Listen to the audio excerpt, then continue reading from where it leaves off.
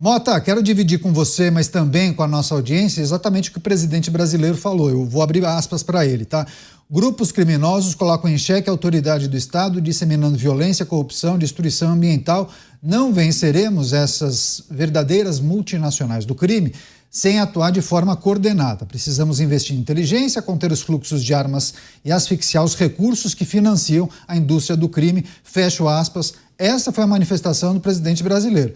Enfim, uma fala protocolar. E aí eu lhe pergunto, o Brasil tem feito o quê para combater o crime organizado? Porque quando outros países já se manifestam com preocupação, não se manifestam com preocupação para as facções brasileiras. Porque não são mais facções brasileiras somente, né? Já são transnacionais. O que o Brasil tem feito para combater o crime organizado? O que o Estado brasileiro tem feito para combater o crime organizado, Caniato? Essa resposta é fácil. Discursos bonitos. Olha aí, esse discurso a gente já ouviu dos crimes ambientais, né? Inteligência. A maioria dos discursos contra o crime organizado começam falando isso. É preciso inteligência, é preciso investimentos. Procure um discurso que fale que é preciso punição dura para quem comete crime. Você não vai encontrar absolutamente nenhum discurso do Estado brasileiro que diga isso. Porque todo esse discurso oficial do Estado brasileiro se subordina a uma visão ideológica do crime. Para eles, o criminoso ou é um pobre coitado, uma vítima da sociedade, que não pode ser preso, porque se você prendê-lo, ele está sendo vitimado de novo. A gente já cansou de ouvir isso. Ou esse criminoso é um revolucionário. Ele não faz nada mais do que lutar pela justiça social. O roubo, na verdade, é uma forma de diminuir a desigualdade e distribuir a renda. A gente também já ouviu isso da boca de inúmeras autoridades. Então, é um problema de visão do mundo. É impossível você combater o crime quando, no fundo, você acha que o criminoso está mais ou menos certo. Ele tem mais é que cometer o crime mesmo. Essa visão do mundo é traduzida concretamente na nossa legislação e, de forma pior ainda, na aplicação da legislação. Agora, Dávila, quando a gente observa o exemplo de uma facção brasileira que hoje em dia já atua em pelo menos 28 países, segundo um estudo do Ministério Público, a gente entende a fragilidade das autoridades brasileiras em lidar com essa situação. E houve, recentemente, manifestações do Brasil acerca da possibilidade de mudar o status do entendimento dessas facções para, inclusive, endurecer as penas, né? A gente lembra daquela manifestação dos Estados Unidos a respeito das facções brasileiras. Mas há muito cuidado, né? Parece que a atual administração pisa em ovos, né? Quando trata das questões que envolvem o crime organizado e a possibilidade de endurecimento de penas. Por quê? Caniato, este é um governo que pertence a um partido que é molenga com o tratamento do crime. Este partido e este presidente e a presidente Dilma, o PT no poder, está no poder há quase 20 anos. Nesses 20 anos, o crime organizado deixou de ser uma organização de facção em prisão brasileira e se tornou o crime transnacional uma das maiores organizações criminosas do mundo. Isto aconteceu debaixo das barbas do PT. O fato é, o governo não fez absolutamente nada. Assistiu de camarote o crescimento do crime organizado, sua expansão não só no tráfico de drogas e armas, como também nos negócios lícitos, como nós cansamos de dar aqui nos pingos nos is. Por isso, este é um governo que não tem credibilidade, competência e coragem para lidar com o crime organizado. Só tem uma saída: mudança de governo em 2026. Se continuarmos com o governo atual, o Brasil vai se transformar no narco-estado. Pois é, só trazendo a informação para a nossa audiência, para relembrar um episódio, técnicos do governo norte-americano vieram ao Brasil, fizeram reuniões porque há um olhar apurado de muitas nações para o que acontece aqui no Brasil, né, Kriegner? E aí o que esses técnicos ouviram dos representantes do governo brasileiro? Um não, quando eles colocaram a possibilidade de transformar esses criminosos que são presos atuando com tráfico de drogas, esses criminosos que atuam nessas facções, há um entendimento do governo brasileiro que não se pode classificar essas facções como terroristas. E a ideia justamente do governo norte-americano seria mudar esse status, porque haveria naturalmente uma mudança substancial em relação à imposição de penas, por exemplo. Mas queria que você fizesse essa reflexão sobre a maneira como a atual administração trata dessas questões que são muito sensíveis, em dissonância com outras nações, né? Exato, Caniato. Bom, para alguns na atual administração, terrorista mesmo é quem pinta uma estátua com batom. Terrorista mesmo é quem vai com uma bandeira protestar numa praça, independente da pauta ou independente do que fala. Isso é um ato de terrorismo para alguns da atual administração e não esses que cooptam os jovens, que tomam espaços geográficos, que criam um estado paralelo nas comunidades mais economicamente vulneráveis. Nós estamos falando desses que estão, sim, criando um estado que é completamente oposto, na verdade, uma estrutura organizacional completamente oposta ao Estado democrático que nós temos hoje no Brasil e que se opõe também às nossas forças policiais.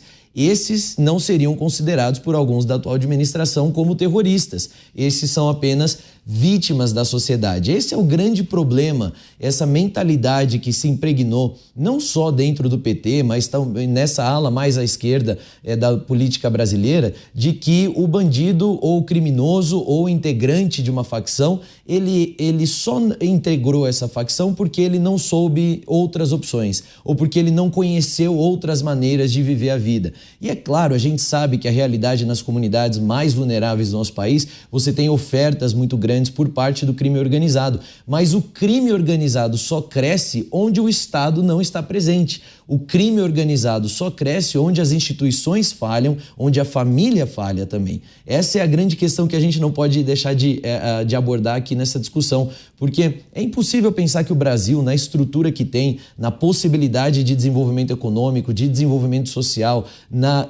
nessa pujança de representatividade internacional também, pensar que nós, por alguma razão do destino ou alguma vontade divina, ficamos aí deixados a ver navios simplesmente entregues na mão de tanta criminalidade e impunidade. Não, isso é um projeto. É um projeto intencional, é um projeto que permite com que a criminalidade venha ganhar espaço, com que o crime organizado venha a ser desenvolvido, porque isso lá na frente os favorece. Em 2022 nós tivemos exemplos muito claros disso, de celebrações em presídios, de líderes de facções e de organizações criminosas celebrando e indicando voto em determinados candidatos. Aliás, em 2022 nós tivemos um fenômeno diferente. Ao invés de indicar votos em determinados candidatos, eles indicaram quais seriam os candidatos que não poderiam ser votados. Foi diferente. Em 22 não teve um candidato específico, teve aquele que não deveria ser votado. Isso tudo a gente vê nesse Brasil. E repito, isso não é um acidente, isso não é obra do destino, não é um reflexo cultural, isso é um projeto pensado, intencional, idealizado para se obter o poder. Pois é, inclusive várias manifestações de pessoas da nossa audiência. Daqui a pouco eu também leio algumas perguntas e comentários. Agora, Mota, ainda tratando dessa cúpula do Mercosul que acontece na Argentina, chamou a atenção o posicionamento de Javier Milei, né? Porque muitas pessoas entendiam que ele adotaria uma postura mais flexível, justamente por conta de receber lideranças internacionais, ajustaria um pouco o discurso para não ser entendido ou compreendido de forma errada, na visão de alguns, né? Mas não, ele foi aquele Javier Milei que todos conhecem. E aí ele, durante o seu discurso, ameaçou deixar o Mercosul, reforçou a necessidade de abertura comercial, disse que a Argentina escolheu o caminho da liberdade, sugeriu que todos peguem esse caminho, que se as demais nações não quiserem, ele e a Argentina caminharão sozinhos nesse projeto. Mota. Ele suavizou, sim, Caniato, mas suavizou muito pouco, né? Ele cumprimentou todo mundo que chegou lá, ele foi educado com todos os representantes, ele retrocedeu um pouco das posições que ele já tinha assumido. Eu acho que por uma questão de cordialidade, por uma questão de educação. Eu defendo a posição que ninguém precisa ser grosseiro para expressar os seus pontos de vista. Eu acho que o Javier Milei compartilha desse entendimento comigo. Agora, o Javier Milei é uma exceção na cena política internacional. Ele é um liberal convicto, até com tinturas libertárias. O libertário é aquele que acha que o Estado tem que ser do tamanho mínimo, absolutamente mínimo, necessário, e que o indivíduo é soberano, o indivíduo e as suas decisões é soberano, o imposto é roubo. Os liberais acreditam nisso. Os libertários têm uma frase, o slogan deles é esse, né? Imposto é roubo. Então o imposto tem que ser o mínimo possível. Liberais e libertários defendem o livre mercado, o livre comércio. E o Javier Milei, ele se identifica com essa pauta completamente. Ele já escreveu vários livros sobre economia, um deles eu li, é excelente o livro. Ele tem um entendimento perfeito do que é a inflação, do papel que o Estado exerce no controle do dinheiro, né? Que é a forma mais covarde de imposto que o Estado cobra de nós, é através da inflação. É por causa do Estado, por causa da emissão excessiva de moeda, que o dinheiro perde valor. E o dinheiro que a gente guarda, o dinheiro que a gente junta, vai se desvalorizando ao longo do tempo. Javier Milei entende perfeitamente tudo isso e colocou a Argentina numa trajetória virtuosa. Mas o Javier Milei internamente enfrenta as tradicionais forças de oposição socialistas, progressistas, que defendem as mesmas pautas em todos os lugares, e também na cena internacional. Como eu disse no meu comentário anterior, a maioria dos, abre aspas, líderes internacionais, fecha aspas, hoje, não passa de robôs que repetem a mesma pauta. A gente vai ver isso, vai acontecer agora uma reunião dos BRICS aqui no Rio de Janeiro. Eu já vou adivinhar qual vai ser a pauta. Pode anotar aí. Mudanças climáticas, combate à desigualdade, democracia, é a mesma coisa em todo lugar, né? Agenda 2030 da ONU.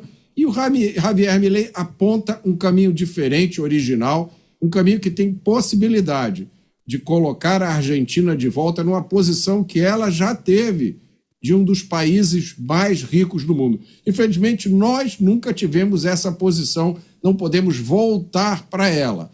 Mas imagine só, caro espectador, caro ouvinte, os lugares aonde nós poderíamos chegar se nós tivéssemos aqui no Brasil o equivalente ao Javier Milei.